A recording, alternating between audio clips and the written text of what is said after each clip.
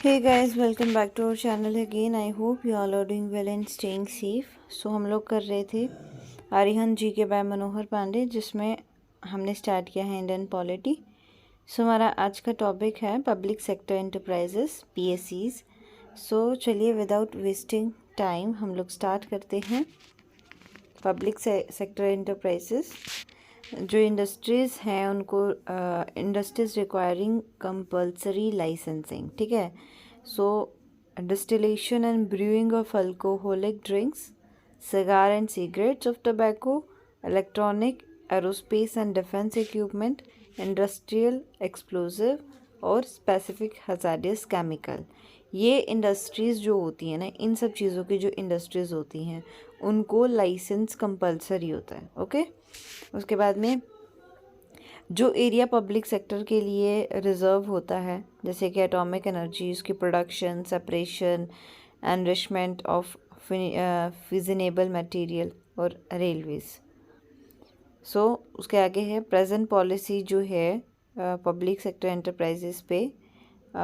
उसके कुछ पार्ट्स हैं, जैसे not to privatise profit making companies and to modernise and revive sick companies. और दूसरा है not to bring government stake in PSEs below 51% and C है to adopt initial public offering route to disinvestment। Okay, उसके बाद में आता है topic है महारत्नाज, नवरत्नाज और मिनी रत्नाज। सो ये जो हमारा पब्लिक सेक्टर एंटरप्राइजेस है, इसको इम्पार्ट करने के लिए जो है कॉन्सेप्ट ऑफ महारत्नाज, नवरत्नाज और मिनी रत्नाज जो है मिनी रत्ना वो स्टार्ट किया गया, ठीक है। महारत्ना जो था, महारत्नाज का जो कॉन्सेप्ट था वो स्टार्ट हुआ था 2009 में। 10 महारत्नाज हैं, ONGC, SAIL, IOC, NTPC, coal and Indian LTD, BHEL, GAIL, फिर Indian LTD and BPCL, HPCL and power grid corporation. और नवरत्नाज में आते हैं Bharat electronic LTD, HAL, MTNL, NALCO, national mineral development corporation, फिर naval lignite company LTD, oil India LTD, power finance company LTD, Rashtriya Ispat Nigam LTD, rural electrification corporation LTD, shipping corporation of Indian LTD and CCIL, EIL, NBCCL जो है ये आता है सब किसमें, नवरत्नाज में। और उसके बाद में आता है मिनी रत्नाज में पब्लिक सेक्टर एंटरप्राइजेस, जो जिनमें क्या है हैव मेड प्रॉफिट कॉन्टीन्यूसली, जो कि ज़्यादा प्रॉफिट कमा रहे हैं, बोल सकते हैं बना रहे हैं for the last 3 years and have positive net worth. Okay, उसके बाद में 61 जो हैं in category 1 and 2, 12 in category second. 61 first category में और 12 जो है वो सेकंड कैटेगरी में। फिर इंडस्ट्रियल कॉमिटीज़ की अगर हम बात करते हैं, हज़ारी कमेटी इंडस्ट्रियल पॉलिसी पे थी, ठीक है। फिर सुबिमल दत्त कमेटी, ये भी इंडस्ट्रियल लाइसेंसिंग है। फिर Abid Hussain committee on small scale industry, C Raghuranjan committee on disinvestment and memorandum of understanding MOU Arjun Singh Gupta, ठीक है। उसके बाद में स्मॉल स्केल इंडस्ट्री में आता है। Okay, so small scale industry में ये जो स्मॉल स्केल इंडस्ट्री वो इंडस्ट्रियल पॉलिसी में कब दिया गया, 1977 में। इसमें MSMED एक्ट जो था एनेक्ट हुआ 2006 में, ठीक है। 8% जो है GDP को कंट्रीब्यूट हुआ एंड 45% जो है वो मैन्युफैक्चर हुआ एंड 42% जो है वो एक्सपोर्ट होता था, ठीक है। इसके अकॉर्डिंग टू द किसके 4th सेंसस 2009 ऑफ SSIs 67% जो है MSME का वो मैन्युफैक्चरिंग के लिए एंड 33% जो है वो सर्विस सेक्टर के लिए। उसके बाद में क्लासिफिकेशन पढ़ते हैं अगर हम MSMEs की। सो इसकी कैटेगरीज है स्मॉल और medium and micro, small and medium. Micro not exceeding ₹5 crore and small जो है बिटवीन 5 करोड़ टू 75 करोड़ और मीडियम जो है 75 टू 250 करोड़ तक का इसका एनुअल टर्नओवर है, ठीक है। नेक्स्ट आता है मेजर इंडस्ट्रीज़ इन इंडिया। तो सबसे पहली है आयरन स्टील इंडस्ट्री। जो सबसे पहली स्टील इंडस्ट्री थी वो कुल्टी में थी, West Bengal, Bengal Iron Works Company जो इस्टेब्लिश हुई थी 1874 में। सबसे पहली large steel plant TISCO TISCO, ये जमशेदपुर में 1907 में ये जो है किसको फॉलो बनी थी ये IASCO एट बर्नपुर 99 में वेस्ट बंगाल में। ठीक है, तो जो first public on steel plant था रोकेला, वो integrated steel plant, and presently India जो है वो थर्ड लार्जेस्ट प्रोड्यूसर है स्टील की, and comes first in the production of sponge iron में फर्स्ट आ गई है।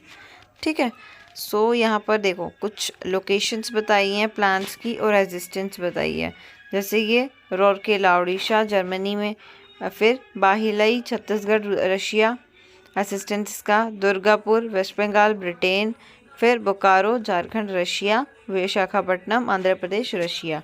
उसके बाद में सेकंड आती है आपकी जूट इंडस्ट्री। तो इंडिया का रैंक नंबर जो है ना वो जूट प्रोडक्शन में है रैंक 1, और नो इन रॉ जूट नंबर 2 जो है वो रॉ जूट एक्सपोर्ट करने में है बांग्लादेश के बाद। तो बांग्लादेश वो फर्स्ट है, रैंक 1 पे है इंडिया में रॉ जूट एक्सपोर्ट्स में। ठीक है, मोर देन 2/3 जूट जो industry concentrated in West Bengal में।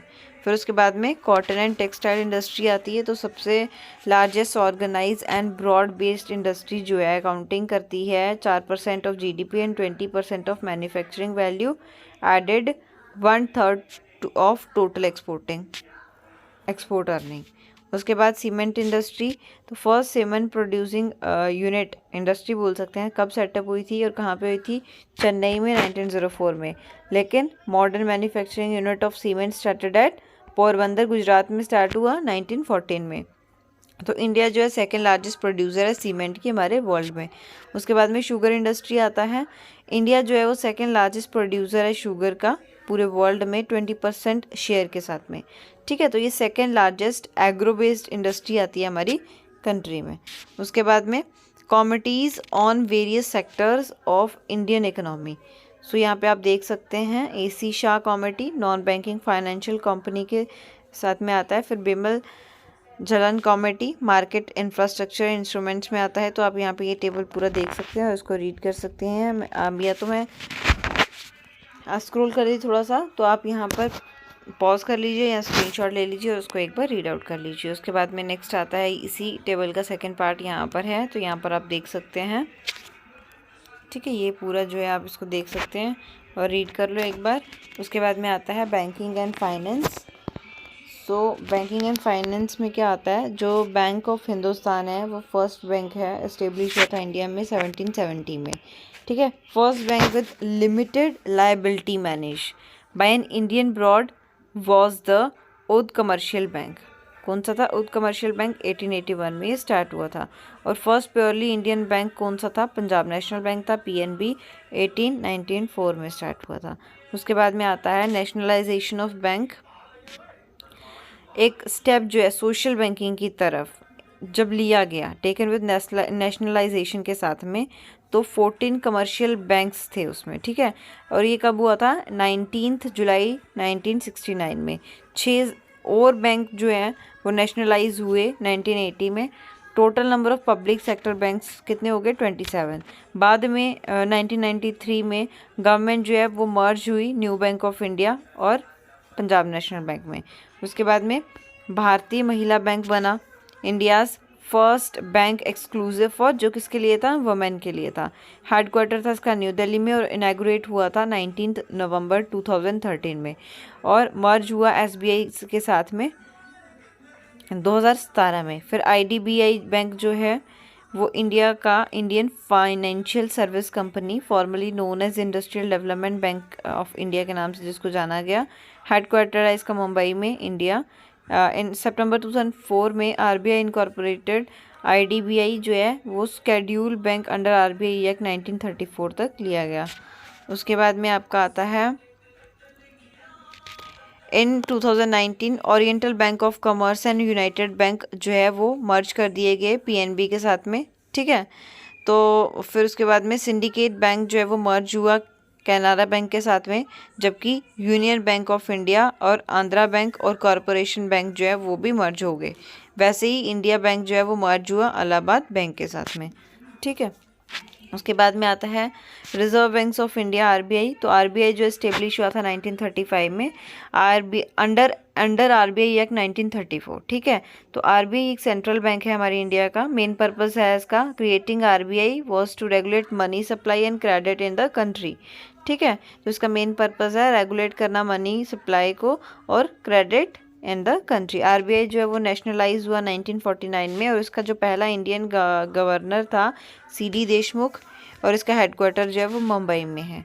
सो अगर हम फंक्शन की बात करते हैं आरबीआई के, तो ये मॉनेटरी पॉलिसी, रेगुलेशन और supervision of the banking and non banking financial institutes को मॉनिटर करता है। ठीक है, डेबिट और कैश मैनेजमेंट सेंट्रल और स्टेट गवर्नमेंट्स की ये इसके द्वारा होती है। फॉरेन एक्सचेंज मैनेजमेंट या current and capital account management को चेक करता है। फिर management of foreign exchange reserves, वो भी आरबीआई के थ्रू होते हैं।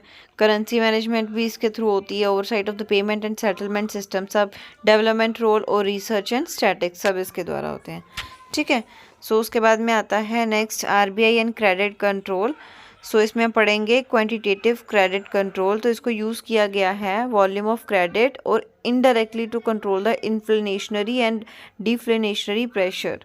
सो ये क्रेडिट्स को कंट्रोल करने के लिए, उसका वॉल्यूम कंट्रोल करने के लिए, और इन्फ्लेमेशनरी और डिफ्लेशनरी जो है डिफ्लेशनरी और इन्फ्लेशनरी प्रेशर्स को कम करने के लिए इनडायरेक्टली।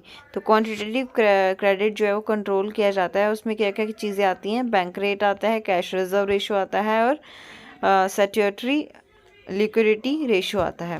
सो ये पढ़ेंगे हम नेक्स्ट वीडियो में। आई होप आपको आज की वीडियो जो है अच्छी लगी हो, समझ में आई हो। अगर इसके रिलेटेड कोई डाउट होगा तो पूछ सकते हैं। एंड अगर वीडियो अच्छी लगी हो तो लाइक करना, शेयर करना, सब्सक्राइब करना मेरे चैनल को। Thanks for watching my video.